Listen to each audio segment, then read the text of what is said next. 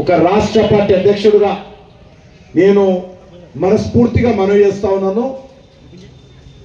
ఇల్లు కూలగొట్టేటువంటి కార్యక్రమాన్ని పునఃపరిశీలన చేసి పునరాలోచన చేసి మా పేదల ఇళ్ళ జోలికి రాకుండా, మా పేదలు ఇళ్లలో పనిచేస్తూ కష్టార్జితంతో కట్టుకునే ఇళ్లను కూలగొట్టాలన్నటువంటి దుర్మార్గపు ఆలోచన విరమించుకొని ఉన్నటువంటి మూసికి రెండు వైపులా రిటైనింగ్ వాళ్ళు కట్టి, మీకు ఎంత శక్తి ఉందో ఎంత డబ్బు ఉందో నాకైతే తెలియదు, నాకైతే అది ముందు కనిపిస్తలేదు. కానీ అంటున్నాడు 1,50,000 కోట్లు తీసుకురా, ఎక్కడి నుంచి తెస్తావు?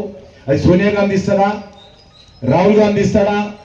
తీసుకురా, తీసుకొచ్చి ఈ యొక్క మూసి బ్యూటిఫికేషన్ పేరు మీద ఖర్చు పెట్టి 1,50,000 కోట్లు. మేము కూడా ఇంతకుముందు చెప్పినట్టు మా ప్రజలు ఇస్తారు పైసలు, వాళ్ళు కూడా వారం రోజులు ఇళ్లలో పనిచేస్తే వాళ్ళకి ఎంత పైసలు వస్తాయో ఆ పైసలు ఎన్నో ఇస్తాం. మేము ఇళ్లలో పనిచేస్తే ఒక వారం రోజుల జీతం ఏదైతే వస్తుందో వాళ్ళకు ఆ జీతం కూడా ముఖ్యమంత్రి గారికి అందిస్తాం. మేము ఆ డబ్బులు పెట్టి మూసి బ్యూటిఫికేషన్ చేయండి, అంతే తప్ప పేదల ఇల్లు కొలగట్టేటువంటి ఆలోచన ఉపసంహరించుకోండి. మీరు ఏదో అన్నారు కదా, ఈరోజు చాలా నల్గొండ జిల్లా ప్రజలు రెచ్చగొట్టేటువంటి కార్యక్రమం కానీ ఇతరత్ర కానీ ఒక ముఖ్యమంత్రి స్థాయిలో వ్యక్తి కాదు.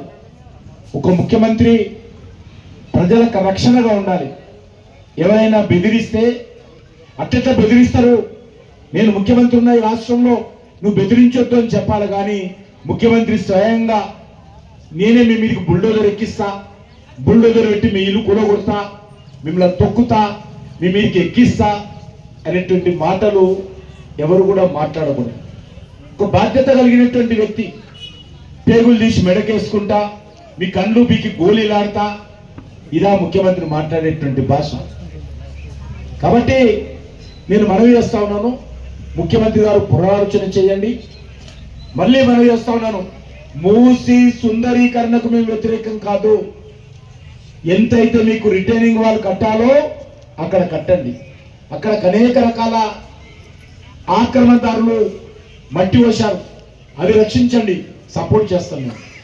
అంతే తప్ప 30 ఏళ్ళ క్రితమో 40 ఏళ్ళ క్రితమో 50 ఏళ్ళ క్రితమో కట్టుకున్నటువంటి ఇండ్లను కూలగొడితే మాత్రము ఎవ్వరు కూడా ఈ ప్రభుత్వానికి సహకరించరు. మానవత్వం ఉన్నటువంటి ఏ వ్యక్తి, పేదవాళ్ళ కోసం ఆలోచించేటువంటి ఏ పార్టీ కూడా ఈ ప్రభుత్వానికి సహకరించదని సందర్భంగా మనం చేస్తున్నాం. కాబట్టి ఆయన ఏం చెప్పాడు, ఇది ప్రజాపాలన, ఇందిరమ్మ పాలన. మరి మీ ప్రభుత్వం ఉన్నప్పుడే కదా ఇక్కడ ఇల్లు కట్టాం. రాజశేఖర్ గారు ఉన్నప్పుడే నేను ఇక్కడ రోడ్లు వేయించాను. రాజశేఖర్ గారు ముఖ్యమంత్రి ఉన్నప్పుడే ఇక్కడ డ్రైనేజ్ చేయించాను. రాజశేఖర్ గారు ముఖ్యమంత్రిగా ఉన్నప్పుడే, కాంగ్రెస్ పార్టీ ముఖ్యమంత్రి ఉన్నప్పుడే ఇక్కడ సిమెంట్ రోడ్లు వేశాను, స్కూళ్ళు మంజూరు చేశాము. ఇక్కడ ట్రాన్స్ఫారం రాజశేఖర రెడ్డి గారు మంజూరు చేశాను. నేను ఉన్నప్పుడు, నేను ఎమ్మెల్యేగా ఉన్నప్పుడు నేను స్వయంగా మంజూరు చేసుకొచ్చాను.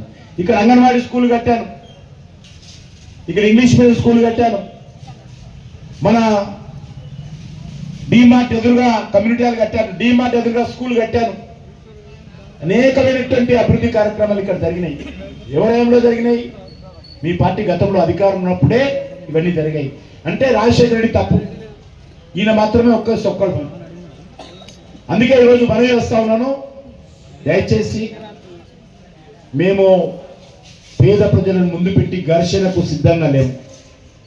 పేద ప్రజలను ఇబ్బంది పెట్టాలనేటువంటి ఆలోచన మాకు లేదు. పేద ప్రజలను రెచ్చగొట్టి శాంతి భద్రతలకు భంగం కలిగించాలనే ఆలోచన మాకు లేదు. ముఖ్యమంత్రి గారిని విమర్శించాలనే ఆలోచన లేదు. విమర్శించడానికి అనేక రకాల అంశాలు ఉన్నాయి. మీ ప్రభుత్వం ఇచ్చినటువంటి గ్యారెంటీలు కానీ, మీరు ఇచ్చినటువంటి 420 సబ్ గ్యారెంటీలు కానీ, వీటన్నిటి మీద మేము విమర్శిస్తాం. కానీ పేదల ఇళ్ల కాడ మాత్రము కాంప్రమైజ్ అయ్యే ప్రసక్తి లేదనే విషయాన్ని ఈ సందర్భంగా మనం ఇస్తున్నాం. కాబట్టి ముఖ్యమంత్రి గారు ఇది రాజకీయంగా చూడకూడదు. మేము రాజకీయంగా జెండా లేకుండా ఈరోజు ఇక్కడ కూర్చున్నాం. మేము భారతీయ జనతా పార్టీ తరఫున ఉద్యమం చేయడం లేదు. ప్రజల కోసం, ప్రజల తరఫున, ప్రజలు చేస్తున్నటువంటి ఉద్యమంలో మేము పాల్గొంటున్నాం. ప్రజల తరఫున, ప్రజల కోసం, ప్రజలు చేస్తున్నటువంటి ఉద్యమం ఇది. వాళ్ళకు నీడ కోసం వాళ్ళు చేస్తున్నటువంటి ఆరాటం ఇది. అంతే తప్ప ఇది బీజేపీ ఉద్యమం కాదు. కాబట్టి మీరు పార్టీల దగ్గరగా ప్రతి ఉదయం నుంచి సాయంకాలం వరకు అడ్డమైనోడు మాట్లాడుతున్నాడు, అడ్డమైనోడు విమర్శిస్తున్నాడు. మమ్మల్ని ఏమీ పర్వాలేదు. ముఖ్యమంత్రి గారు, మీరు ఎవరెవరైతే గాగా తిట్టగలుగుతారో, మీకు ఎన్ని మాటలు వస్తాయో, ఎన్ని రకాలుగా మమ్మల్ని తిడతారో తిట్టండి, మాకేం కాదు. ఈ ప్రజల కోసము ఆ మాటలన్నీ కూడా భరించడానికి సిద్ధంగా ఉన్నాం. మీ విమర్శలు భరించడానికి సిద్ధంగా ఉన్నాం. మీరు మాటల ద్వారా మమ్మల్ని చేసేటువంటి అవమానాలను కూడా భరించడానికి సిద్ధంగా ఉన్నాం తప్ప ఇల్లు మాత్రం కూలగొట్టినేం.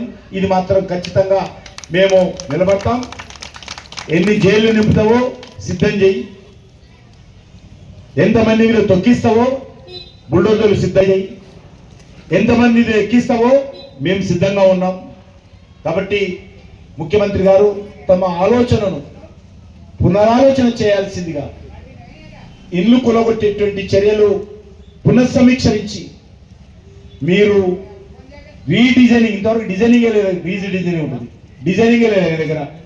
అవసరమైతే ఇల్లు కూలగొట్టకుండా డిజైనింగ్ చేసి ఇక్కడ మూసి సుందరీకరణ కానీ పునర్జీవం కానీ చేయాల్సిందిగా నేను కోరుతా ఉన్నాను. ఇక్కడ నేను రాజకీయాలు మాట్లాడడానికి రాలేదు, ముఖ్యమంత్రి విమర్శించడానికి రాలేదు. ముఖ్యమంత్రి విమర్శించడానికి అనేక రకాల వేదికలు ఉన్నాయి. ఈరోజు మా ఎజెండా ఒకటే ఒక ఎజెండా, మా పోరాటం ఒకటే ఒక పోరాటం, అది ప్రజల పోరాటం. అది ఒకటే అంశము, ఇల్లు కూలగొట్టకూడదు.